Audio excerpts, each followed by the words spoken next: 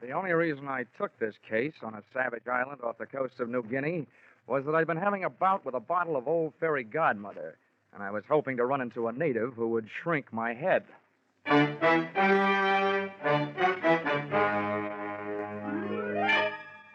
This is another in the adventures of America's fabulous freelance insurance investigator, Johnny Dollar. At insurance investigation, Johnny Dollar is only an expert. At making out his expense account, he's an absolute genius.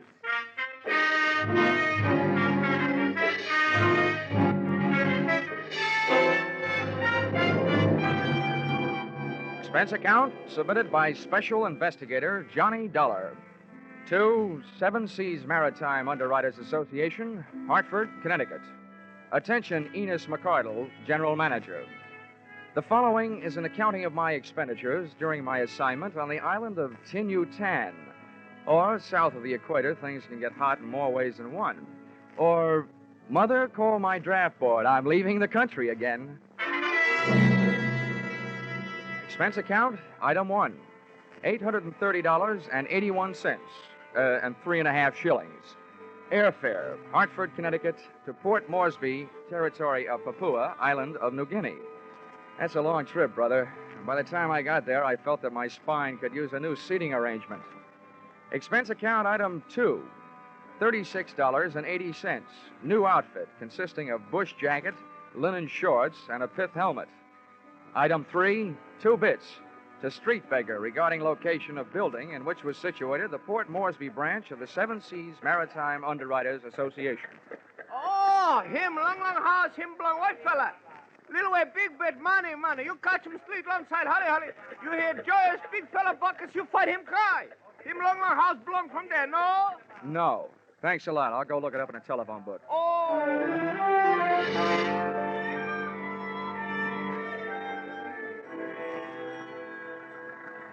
Yes, sir, I'm Mr. Narky, and it's lovely having you here, Mr. Dollar. I wish I could say the same about being here. Oh, now you'll get used to it. I don't expect to be here that long. Cool. You're a feisty one, aren't you? You have a very large job to do. Well, let's just say I'm usually very lucky. Look, first, let me tell you what I've been told so far, and then if I've left out anything, you fill me in, okay? That'll be ticky-boo, Mr. Dollar. Your company issued a group insurance policy to the Grand East Development Corporation in the United States. Now, that company used $50,000 life insurance policies as part of the inducement to get executives and divers for their pearling fleets. That's right. Well, about a month ago, they got word that the bodies of 2 of their 6-man crew on the island of Tinyutan had been found hacked to pieces. The other 4 men were missing, which adds up to a possible insurance payoff of $350,000. That's what I'm doing here, and that's all I know. Well, that's all there is to know. Oh, dandy. Has anybody done anything? What about the police? Oh, they got their own troubles right here in the port. And as for the government officials, they'll look into it the next time around. Should be in about 90 days. Oh, fine. That leaves you. What have you been doing to earn your money? Waiting for me? Well, you could put it that way, Mr. Dollar. Why haven't you gone over to Tinyutan? Well, now you might say that I'm just not a man of great courage, eh? Hey, but say, I can help you to get there. Oh, thanks. Heaps.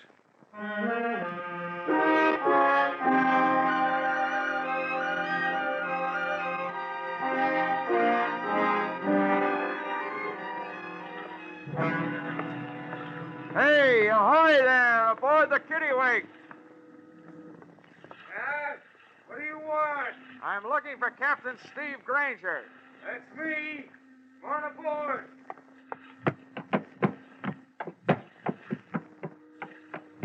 Captain Granger, I'm Johnny Dollar. Pleased to meet you. Mr. Narky of the Seven Seas Maritime Underwriters tells me you might be available for a charter job.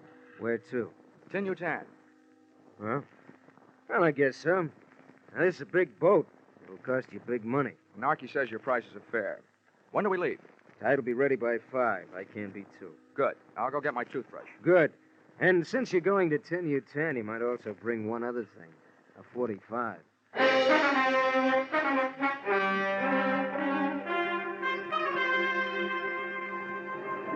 Kittiwake was a 2-masted schooner. and it skimmed the swell of the Arufa Sea like a saltwater bird after which it was named.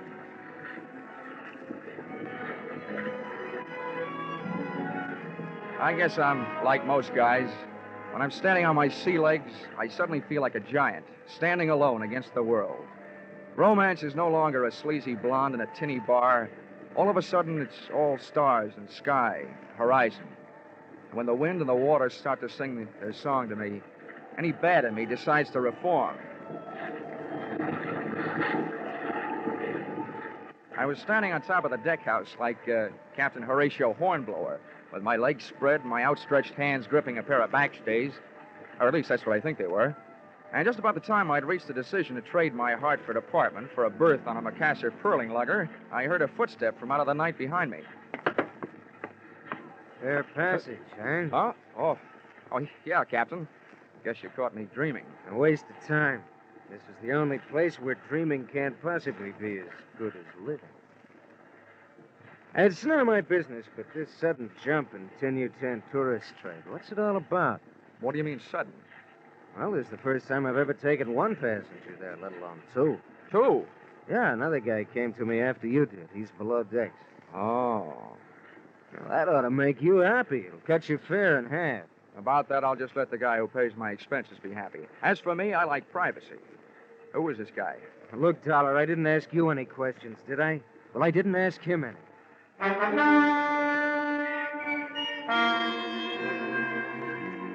In my racket, coincidence is just another name for trouble. I wanted to get a look at and trade some words with my suddenly acquired fellow passenger, but he wasn't having any. He stuck to his cabin, claiming seasickness. However, from the native galley boy, I learned that he was eating like a horse, which in my book was a new way of being seasick. I borrowed a copy of Western Story magazine from the skipper, crawled into my bunk, and let the kitty-wake rock me to sleep.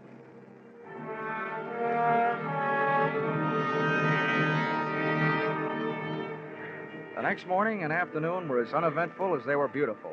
At sunset, we raised the island of Tinyutan. All right, boys. Here's where you go to work. House all sails. We'll go in under power. Hey, Beaky. You secure the jibs. We got enough help back here. Beaky, don't throw. Hey, flake that line. Don't leave it just lying in a big heap. All right, start the engine.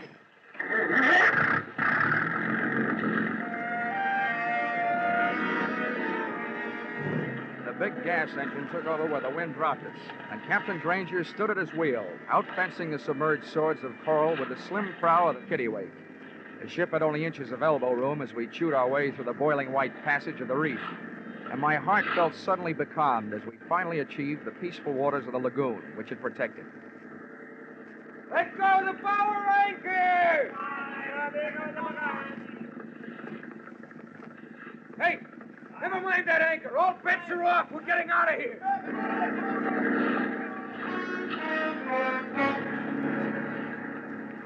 Captain Steve Granger looked like a hard man to scare, but what I saw up ahead on the beach would scare a hard man.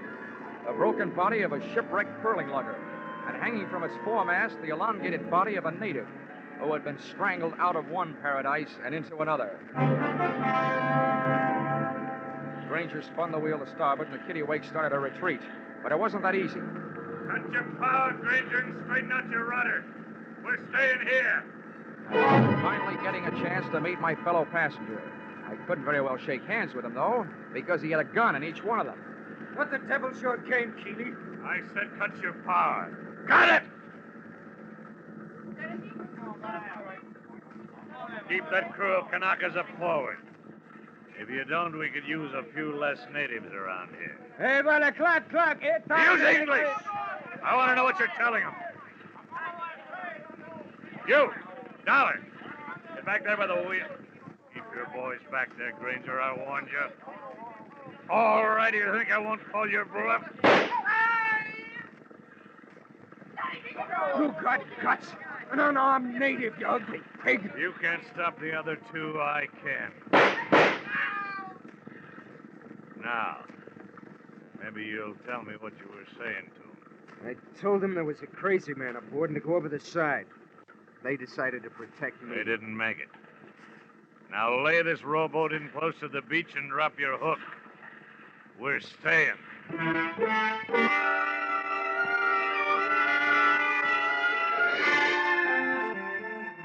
One Matt Keeley, 2 guns, and what was left of 12 bullets had me outnumbered.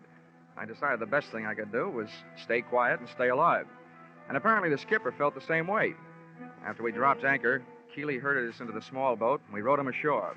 His guns shoved us up a path, through a grove of nipa palms, and into a clearing. First natives I saw there were even deader than the ones we had just left on the Kittiwake. About a dozen of them in a semicircle. And what added up to the red-crusted craters on their naked, withering bodies was sticking out of a window in a small wooden tin-roofed hut. The water-cooled barrel of a .30 caliber machine gun.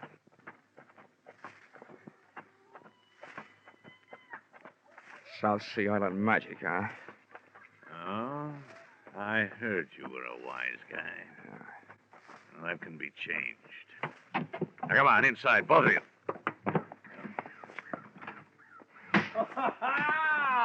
Keeley, my friend. Why, you're shooting over the water. What's the matter? Big trouble you have getting here? Yeah, no, Porter's little one. This big blonde guy's the skipper. We got his boat, and it's a good one. Ah. This other one, he's an insurance investigator. Oh, gee. Yeah, Portez, I'm your new nursemaid. The insurance company sent me out here to look you up and take care of you. I hope I get around to it. My way. Hey, Keeley, what's that you say? You got my boat. Yeah, don't worry, big boy. We're going to pay you for it. We might even go as high as $500. Well, that's great. It's only worth $50,000. Oh, having 500 alive is better than 50,000 dead, my friend. All right, what's your pitch? It's simple. We want off this island. We got a long way to go. Cortez, me, and a native girl. She's in the next room. We may have to stay at sea for a couple of months. Not on my ship. Use your head, you won't get hurt.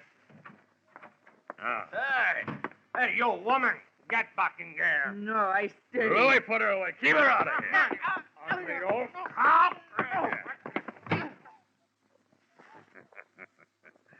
Yeah, for such an ugly broad, she sure has got a pretty name.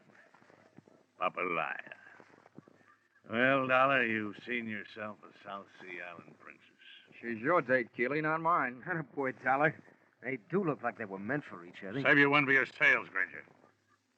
Now, what about your boat? Do we get it with a bill of sale or without one? Either way, it's all right with me.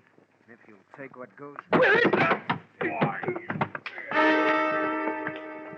Cortez out of the room with Nature Girl, Granger's move looked like a good one.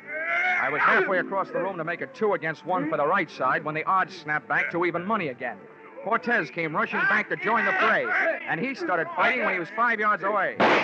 Just about then, Nature Girl came charging out of her quarters, swinging a chair over her head. I'd just gotten in position to shoot a right hand at Keeley's chin when another shot from Cortez's gun put me strictly on my own. Caught Granger square in the forehead, and he went down without a sound. I had time for one more try. Keeley's chin telegraphed a knockout message. Da-da-da, da-da-da, K.O., back up my arm. But something was wrong. Oh! I passed out.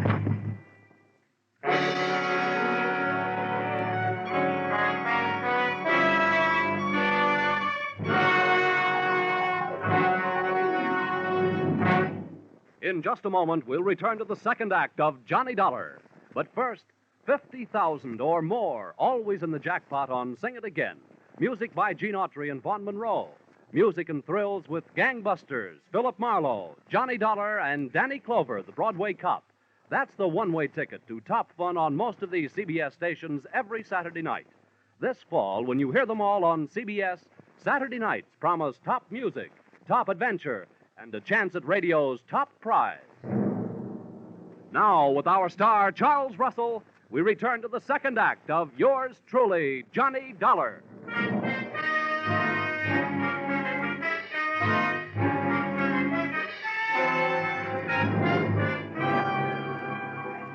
It was a beautiful dream while it lasted. It wasn't night, it was morning. I was in a hammock slung between 2 banyan trees, framed in hibiscus bushes. Someone was bathing my face with a cool, damp, gardenia-scented cloth. A tame parrot was feeding me toasted pumpkin seeds.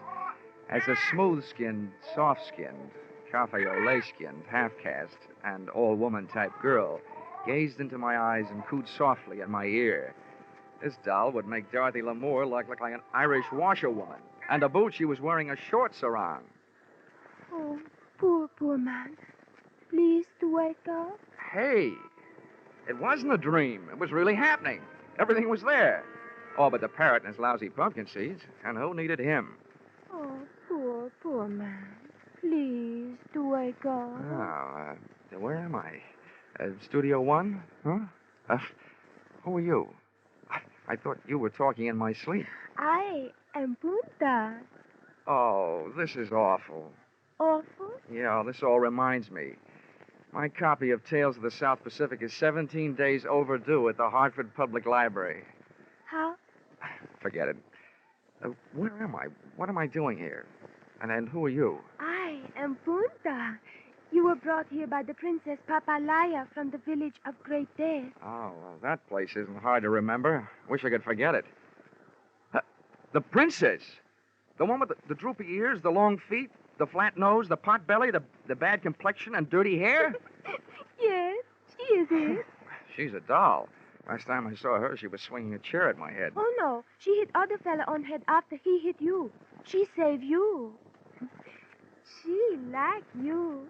She tell me save you for her. Oh, what a way to die. Why didn't she hit me over the head with a chair? Say, you speak pretty fair English. Where'd you pick it up? My father was Chinese merchant on island of New Guinea. Same time as the war. You like GI? I certainly do. Sorry I didn't bring a Hershey bar. But tell me, why did the Princess Papaya, whatever her name is, why did she save me? I tell you.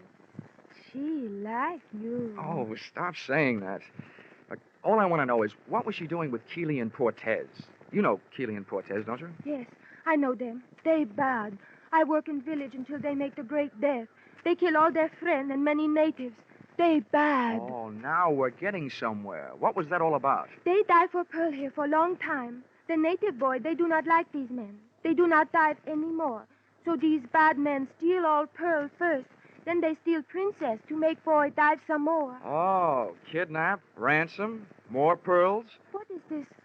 Ransom? Oh, that means they'll hold the princess and won't give her back until they get what they want. Oh. But, Dream Girl, for me, a scheme like that wouldn't work with a gal like you. No, just holding you would be getting what I want.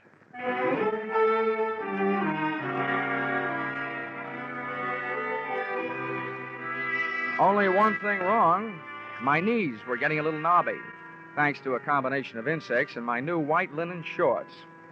However, Punta was good nerve medicine. The rest of the story came out later, and in her soft voice, it was a bloody kind of lullaby. She crooned me to sleep with the facts that the natives had tried to rescue their princess from Keeley and Portez, which gave me an answer for that semicircle of machine gun bodies outside their shack. Also, that the princess had taken temporary refuge up in the hills. As nearly as I could figure out, I was left facing a very peculiar problem.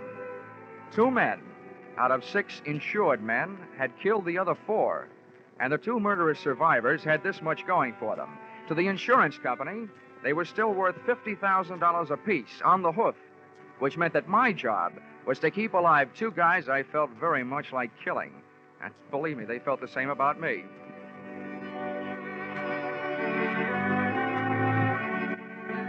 And with these beautiful, happy, restful thoughts, I left the call for darkness and went back to sleep. And who do you think I wound up with in my dreams? That hokey old parrot and his lousy pumpkin seeds.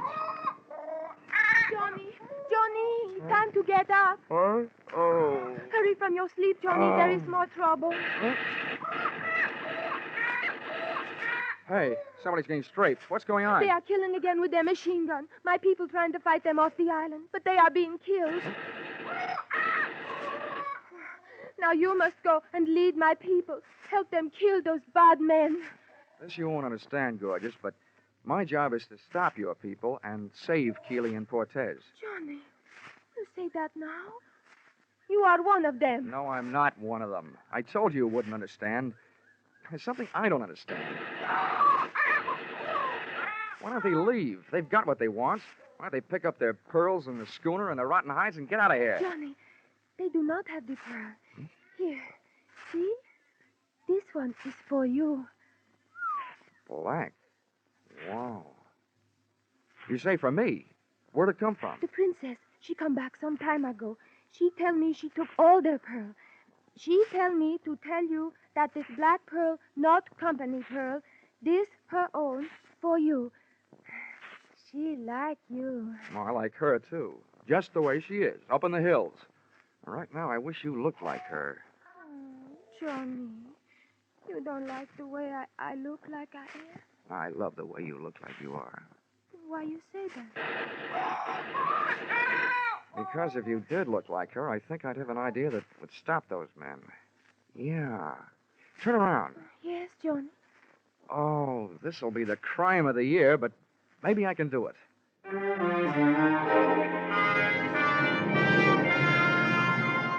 And I did. I gave Punta a thorough loss of beauty treatments. With the help of padding, dye, mud, and other jungle cosmetics, I had, at the end of an hour, a reasonable facsimile of Papalaya, the unprettiest princess in the history of royalty. I briefed the suddenly uglified Punta on what she was to do and had her lead me most of the way back to the fortress shack in the clearing. She put a few words on the jungle grapevine, and by the time they reached the end, the native side of the battle, the home team, ceased activities. Hey, Keeley! Cortez! Time! Cut! Hold it! There's nobody here to shoot at but me, and I want to talk. Stay where you are, Dolly. Don't move. We'll shoot at anything we hear moving. Brother, we're getting so we can play this thing by ear. Yeah? Close enough? See what we mean? Now, what do you want? The princess has the pearls, and I've got the princess. I want to make a trade. What kind of trade? You get the princess and the pearls. We get rid of you. All this killing stops, and you're alive. We're supposed to believe you got the princess? You don't have to, but here's something you can believe. You'll never get it this way. Sooner or later, you're going to run out of ammunition or food or water or everything at once. We still don't know you got the princess. And we ain't buying that pig in any foe. We want to see her. You'll see her when you're out of that shack and on the boat.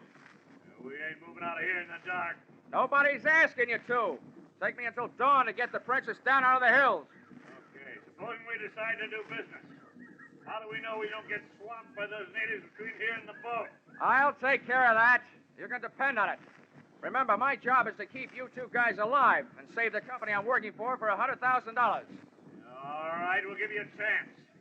We'll be on the boat at dawn watching the shoreline, and this machine gun will be at the rail watching the shoreline with us. You send out the princess. Hello? You got a deal. And that ain't all you're gonna get. I hope. I hit the beach 2 hours before dawn, with Punta ready to paddle me out to the kittiwake in a native canoe. I wanted to be there with all weapons handy when Keeley and Cortez stuck their heads up over the rail. But it seems they had thought of that, too. When we hit the sand, there they were, in the small boat, halfway out to the mooring.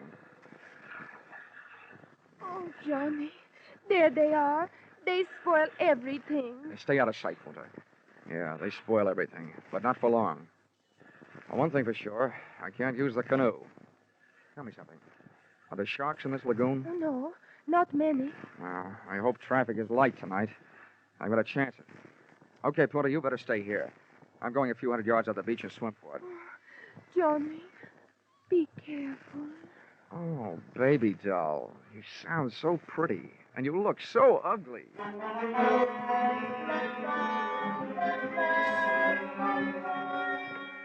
The water was warmer, and the pool at the Hartford Y, certainly not as much fun.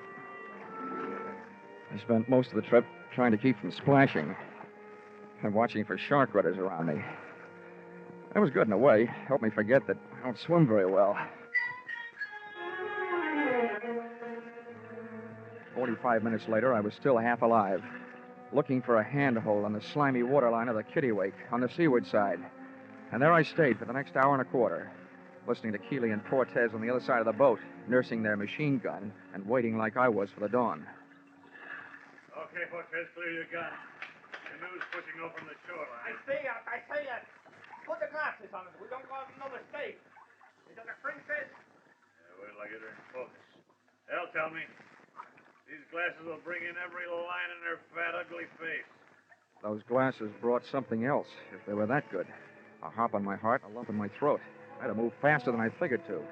I had to get into action while their attention was all on the approaching canoe, and before they discovered that its passenger was not the princess, but her stand-in, Punta. I grabbed the gunwale, then the rail, cursing every drift that splashed back into the water off my body. I went slipping and sliding and rushing across the deck. Keeley was leaning forward, looking through the glasses, his thighs against the rail, so I hit him first, sent him flying over the side. With or without a machine gun, Louis was a tough guy. Oh, this one for the road, chum.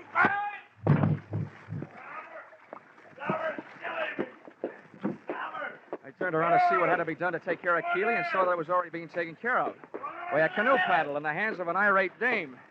Punta! Don't kill him! I want him alive! Punta, stop! No. I kill enemy of man I love. Huh? Who? Oh, no!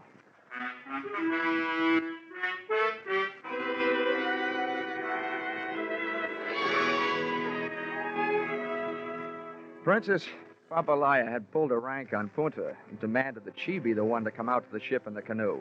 Because, as she kept telling me on the voyage back to New Guinea, she liked me. Oh, well, she may have been awful ugly, but she was also an awful good sailor. And knowing the way to a sailor's heart, I bought her a present. Expense account, item 4, $10. Tattooing job on the Princess Papalaya's fat right shoulder. A picture of a ship under full sail. So now when she laughs, it goes bounding over the waves. Expense account, item 5, $40. Long-winded cable to 7 Seas Maritime underwriters. That's you, gentlemen. Recommending immediate cancellation of policies covering the lives of Keeley and Cortez, who were in the hands of the New Guinea officials and looking forward to a short life and an unmerry one. Item 6, $831.81, 3.5 shillings. Airfare, Port Moresby to Hartford. Item 7, 48 cents. Past due charges at 2 cents per day. Hartford Public Library, on my copy of Tales of the South Pacific, which incidentally I never did get around to reading. After all, it'd be an utter waste of time for a man who has known a gal like Punta. Expense account total $3,286.44. Signed, yours, truly, Johnny Dollar.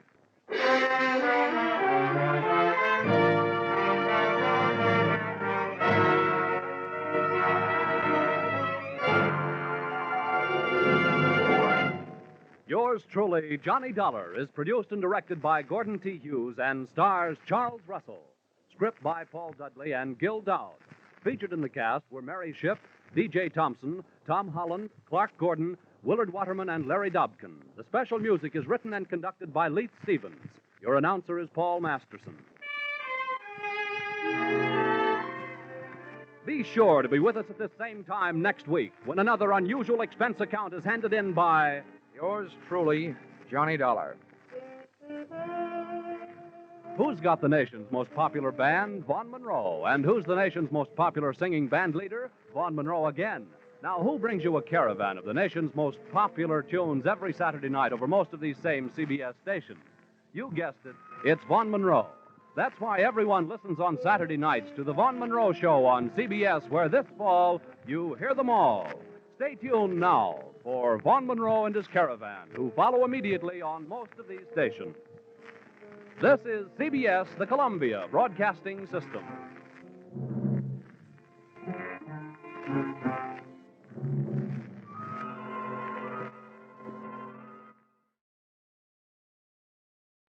The most popular sport on Boston's Charles River is rowing in one-man sculls. Or rather, it was the most popular sport, that is, until they took to beating on one man's skull. Mine.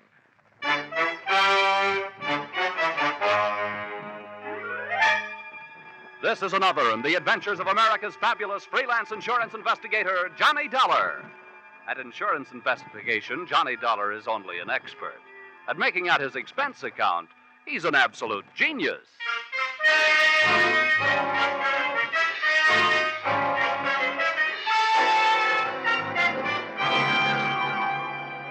Expense account submitted by Special Investigator Johnny Dollar to Miss Melanie Carter, Pinckney Street, Beacon Hill, Boston. The following is an accounting of my expenditures during assignment as your representative, investigating list of your relatives who might be interested in murdering you for your insurance, or who'd like to rock the old doll to sleep, or the unnice niece and the charming young rat who put the few in the word nephew.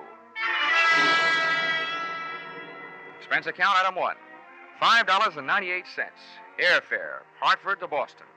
Item 2, $3 1/4, cab fare, Logan Airport to your residence on Beacon Hill.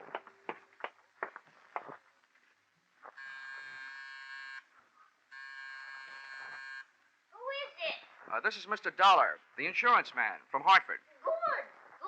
Just a minute. Come in. An electric latch unlocked the door of your flat, and I stepped through, straight out of this century into the last. It was another world, the remnants of which you see today in antique shops, including those Chinese wind chimes that tinkled over by the window. And you, its tiny and aged queen, sat across the 19th century room in your modern throne, that chromium and black leather wheelchair. Come in, Mr. Dollar. Oh, What's the matter, ma'am? oh, nothing. You just remind me of someone I once knew, that's all. He was so... Come, sit down over here. Thank you, Miss Carter. I take it you are Miss Carter. Oh, yes, indeed. You probably expected a younger woman.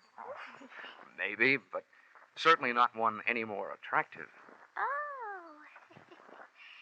You hold on to that gallantry of yours, young man. It's very difficult to find these days. And a very precious treasure to women.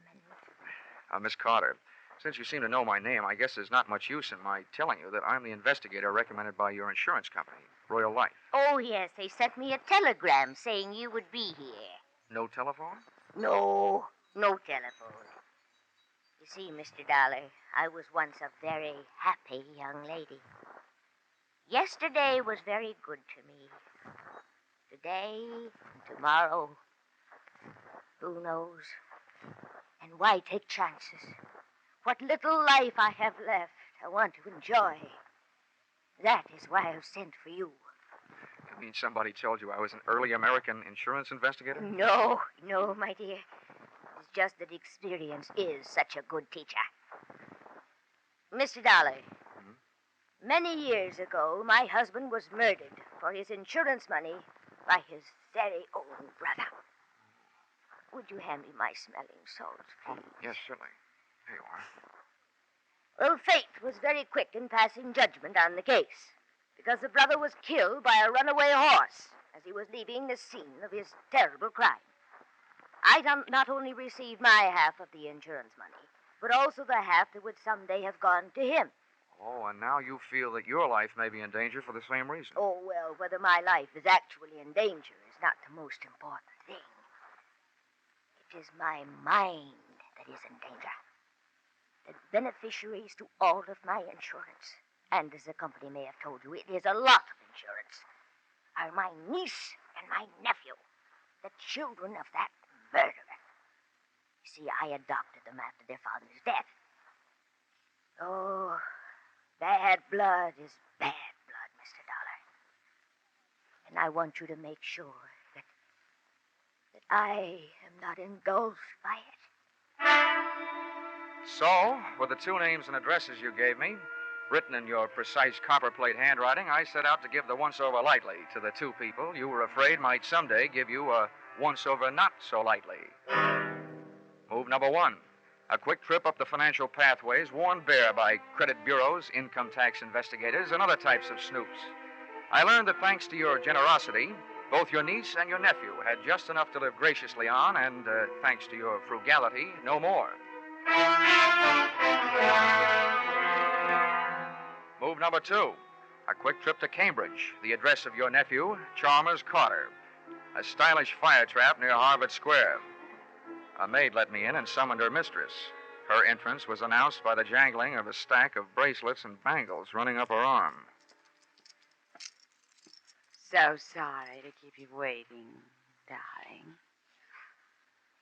What was it you wanted? How do you do? Mrs. Carter? Oh, yes. Yes, I'm Crystal Carter. Of course.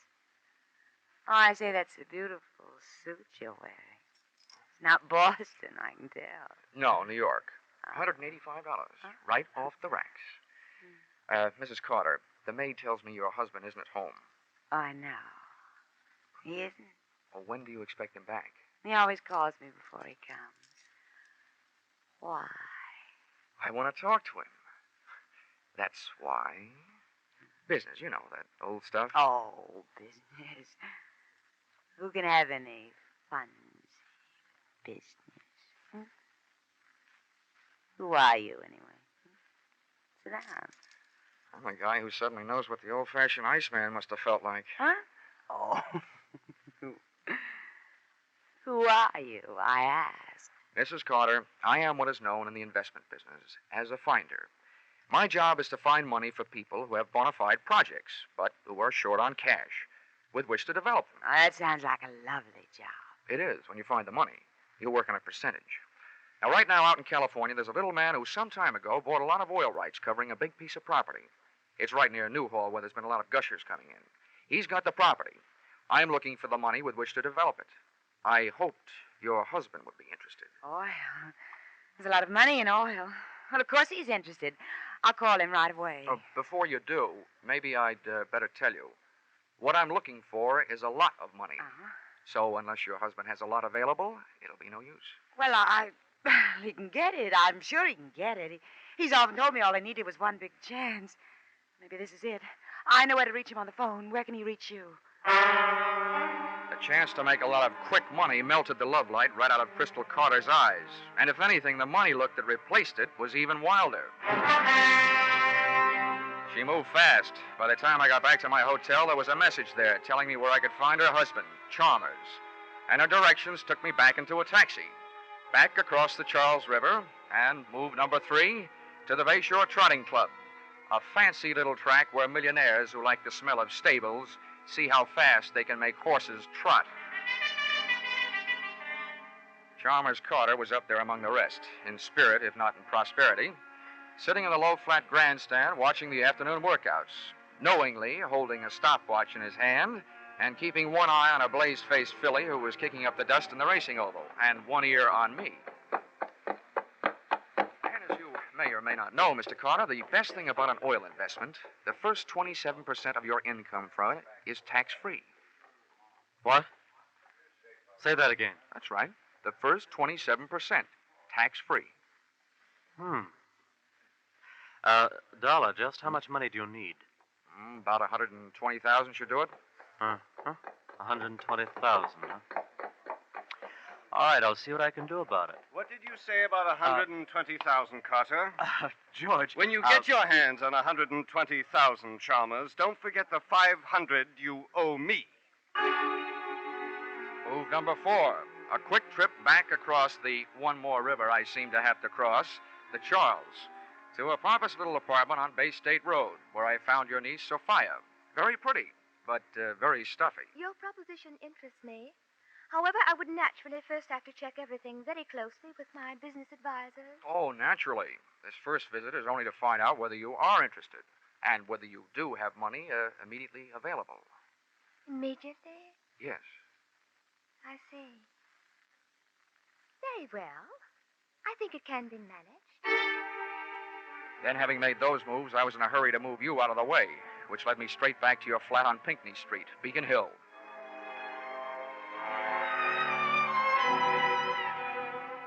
And there, once again, I bumped into what I've learned to expect in my racket, the unexpected. Your apartment door was slightly open. Your wheelchair was empty. And from outside, I saw you across the room, standing there, talking into something that earlier in the day you had very deliberately told me you didn't have. A telephone. Oh, Joseph, I'm so glad I was able to reach you. Now listen, I have another little job for you to do. I want you to come right over. Both of you. You need Rocky, huh? You know where it is? No, this time it's somebody I have to get rid of. I took up a plant in the antique store across the street and waited for your visitors. They were charming. Just the sort of folks you'd expect to see on Beacon Hill, dropping in for a spot of afternoon tea. They were the kind of guys who never wear wristwatches, handcuffs being rough on watch crystals. I gave him a short lead upstairs, then pussyfooted up behind him. Oh, one of these days my right eye is going to wind up shaped like a keyhole, with my left ear shaped like a cauliflower from pressing against door panels. It's so nice having you young fellows around to depend on. Sit down. You want some nice tea and cake? No, thanks, dear. We just had some pizza and beer. Yeah, Joe and me just had some pizza and beer. What's on your mind, Grandma? Yeah, what's on your mind, Grandma? Well, boys, you know how worried I've been Yeah. about that family of mine. Well, things are even worse now. What's up? Yeah, what's up? Well, I want you to understand that it wasn't that I didn't have complete faith in your ability to protect me. Sure. But I finally turned to my insurance company, hoping to save a few dollars. Yeah. They sent a scoundrel named Dollar from Hartford to protect me, mind you. And do you know what he did? No, what'd he do? No, what did he do? Well, just to make sure this Dollar fellow, I called a private detective and had him followed when he left here. Yeah, good. And that detective told me that Dollar went to Sophia and my nephew Chalmers and is trying to entice them to kill me for my insurance money so they can buy some phony oil stock he's trying to sell them. Huh? That guy sounds like a big operator. Yeah, that guy sounds like a big operator. Well, whatever he is, I want that young man out of the way. Grandma, dear, you don't really mean out of the way. That's exactly what I mean. Joseph, I see something I don't like very much. What is it? Some shadows moving around under the edge of the front door. Well, what are we waiting for? Yeah. Come here, you! I wasn't a match for one of those guys, let alone two. And Rocky, Big Sir Echo, not only repeated everything Joe said, he repeated everything Joe did. Take this! Oh! Yeah, take This! Oh! That's good. That's very good. Now, that's him. That's Dollar. You hold him. Don't let him get away. Mr. Dollar, unless you're in a big hurry to get measured for a cement suit, don't start no funny business. Don't worry. I feel about as funny as a funeral. My own. Well, I hope you've learned your lesson. Although, don't you think for a minute it's all over. This'll teach you honesty is the best policy, and cheaters never prosper. Take it easy, Grandma, dear. This boy will not ever bother you again. Come on, Buster. Yeah. Come on, Buster. Yeah. Go on, Buster.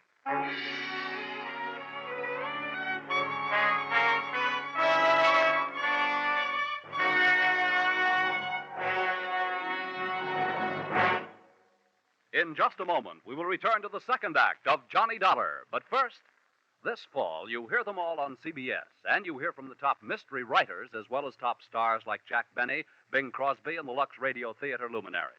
One such master of mystery, Raymond Chandler, and his world-famous private eye, Philip Marlowe, will be heard from later tonight on most of these same CBS stations. Be sure to hear this latest, hard-bitten, wisecracking adventure of Philip Marlowe later tonight, won't you? Tune in this fall for the shows that you love best of all. Listen carefully, here's the address. It's CBS. Now, with our star, Charles Russell, we return to the second act of Yours Truly, Johnny Dollar.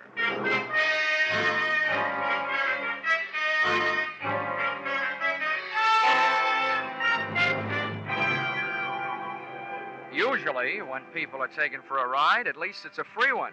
However, Joseph and his friend Rocky didn't feel that way. So, expense account, item 3, $1.20, cab fare. up Tremont Street toward Boston's South End. The three of us sat packed in the back of the taxi with me in the middle. And just as we passed King's Chapel burying ground, Rocky and Joseph suddenly felt the urge to be alone with me. Hey, driver, crank up your window. We wish to be in private. As it happens, I can't. The crates fell off. Yeah, you and your lousy cab. Yeah, you and your lousy kid. Well, step on it.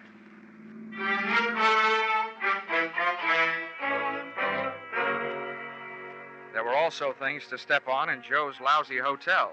Up in his room, they gave me the hot seat of honor on the edge of the bed, stood over me, one on each side, and issued me an invitation, but not to dance. We think you are a smart guy, Dollar, and we want a piece of your action.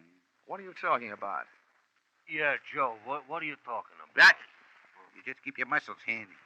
I do the thinking and the talking. Okay, so go do it. Huh? What? Do it. Yeah. Let's see. Where was we? Oh, yeah. Like I was saying, Dollar, you got a good racket, and we want a piece of your action. Okay, Joe. What do you think my action is? Listen, buddy, I've been around hustlers all my life, so you ain't fooling me. You set up the old lady to get knocked off just like she said. In the meantime, you get all the people who will collect her insurance nice and ready to sell them some no-good oil stock. Your hands are clean, except for a bush league swindle. The most you could get out of that is from 3 to 5 years, and that's the only chance you're taking. Joe, you're a genius.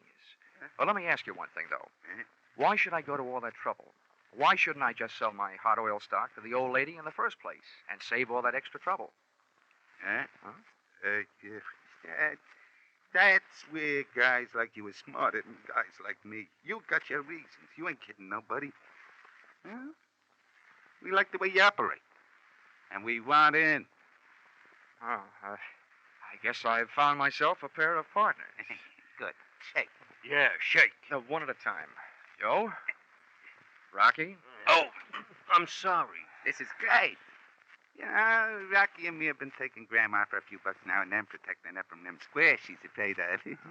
But I never thought it would turn into anything as big as this. Just out of curiosity, how'd you guys meet Grandma in the first place? We was doing a little social break-in and then one night, and it turned out to be her house, yeah? She got the drop on us, see.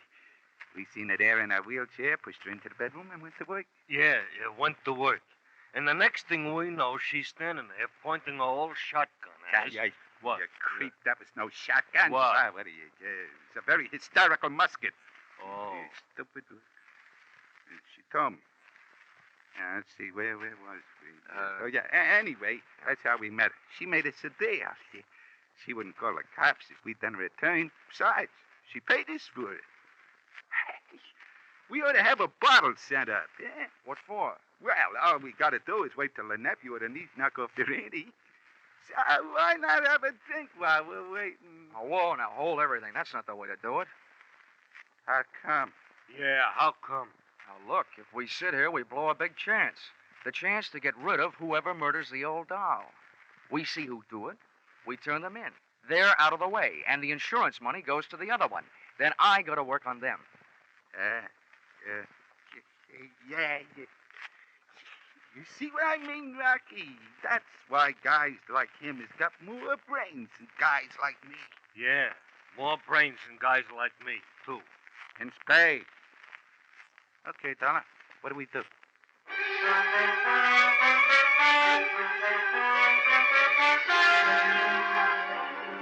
I was in a bad spot, but I'd put you, Auntie Carter, in a worse one, hoping to attract any bad apples that might be hanging on your family tree. Then all of a sudden you decided I was a worm and eliminated me as your number one protector. Among your spoiled family fruit, there was nephew Chalmers, fishy-eyed and money-hungry, his wife Crystal, who was no killer to look at, but who could be sure of her with a gun in her hand. Then there was Sophia.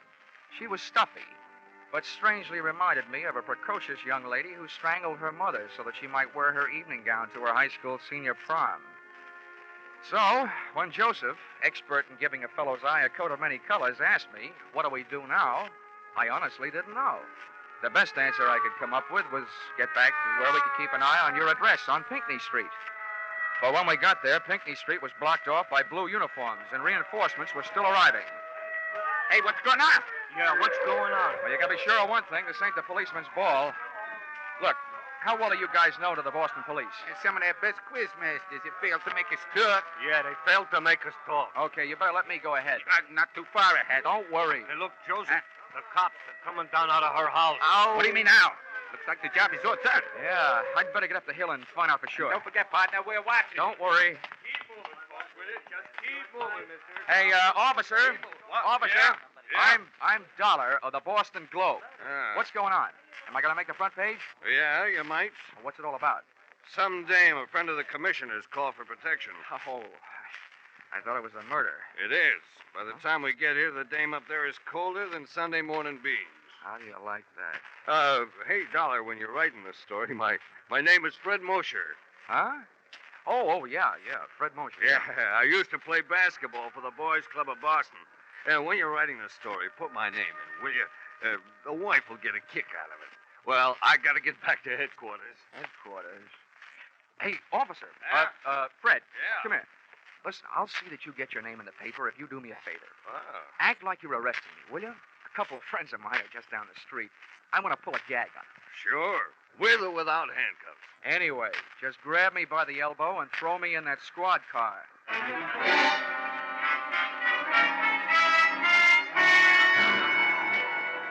I could tell by the eyes of Joseph and Rocky that I had just successfully dissolved a partnership. At the corner of Arlington and Boylston, I swapped the patrol car for a cab. And, what do you know? I headed back across the Charles River to Cambridge.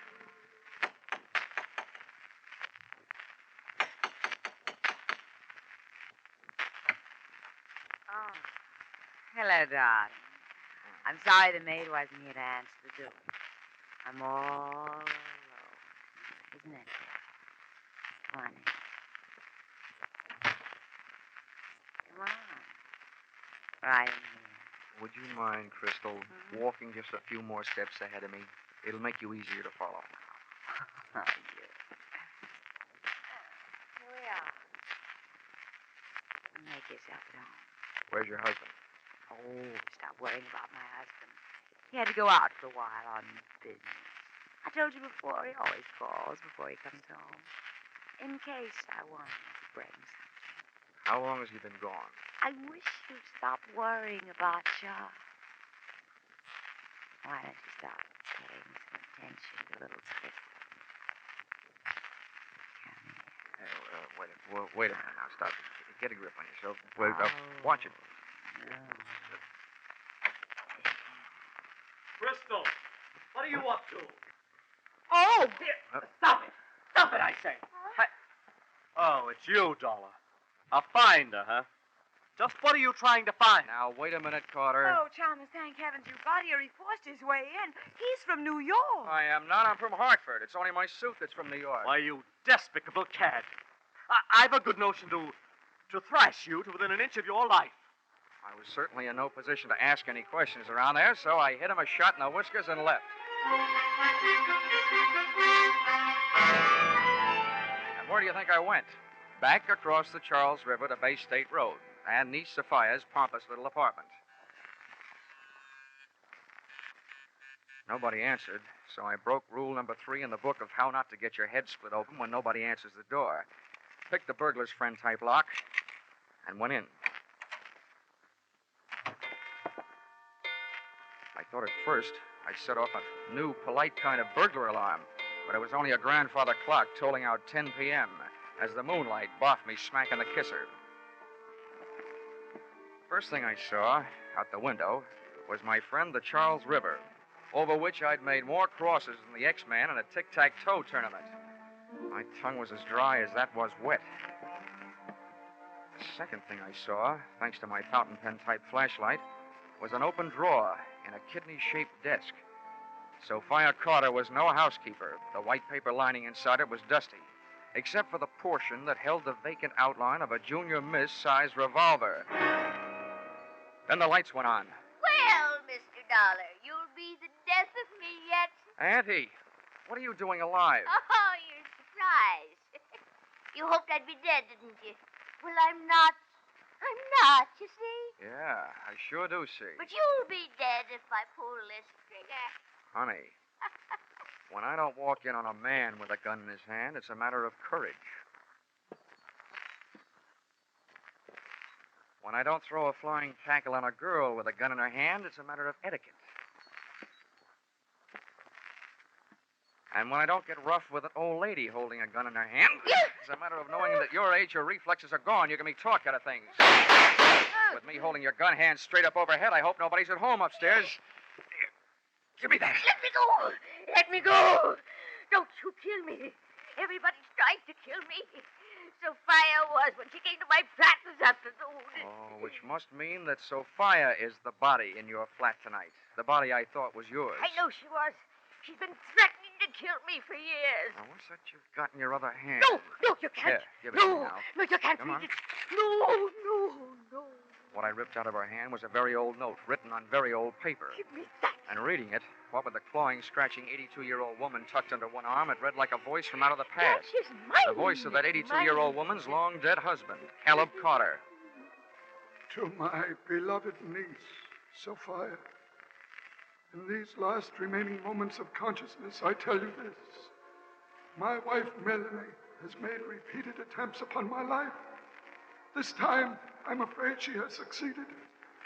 Also, crushing the life from your father, my brother, beneath the wheels of her carriage as he rushed to my rescue.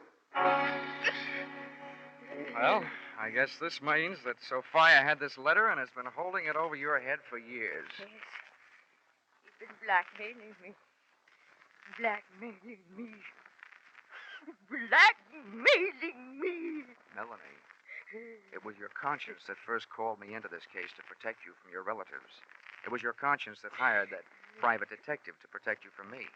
And it was your conscience that got you mixed up with Joe and Rocky to protect you from the detective and me. Then again, it was that same old conscience that called in the police to protect you from your gangster friends. Now, there's only one more thing, I hope. What's that? That same conscience will prevent you from making an undignified surrender. My arm.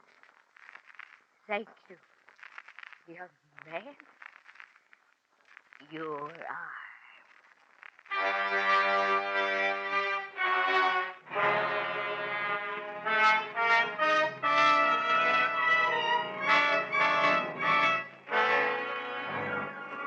Expense account, item 4, $15, pipe and slippers. Appeasement to Chalmers Carter, nephew of the accused. To give him a symbol that all I was really trying to find was a way to straighten out his home life. Item 5, $50, a personally autographed check in lieu of his name in the paper to Patrolman Fred Mosier, so that the wife would still get a kick out of the publication of his name on the payable to line of said check. Expense account item 6, $15. Gift to Joseph and Rocky. One roll of tickets on the River Queen sightseeing boat, which gives daily round-trip tours of the Charles River. Maybe they'll do me a favor and fall in. Item 7, $5.98. Airfare, Boston to Hartford. Expense account total? What's the use? Where you are now, Aunt Melanie Carter, you're never going to be in a position to pay. I won't even bother to sign it. Yours, truly, Johnny Dollar.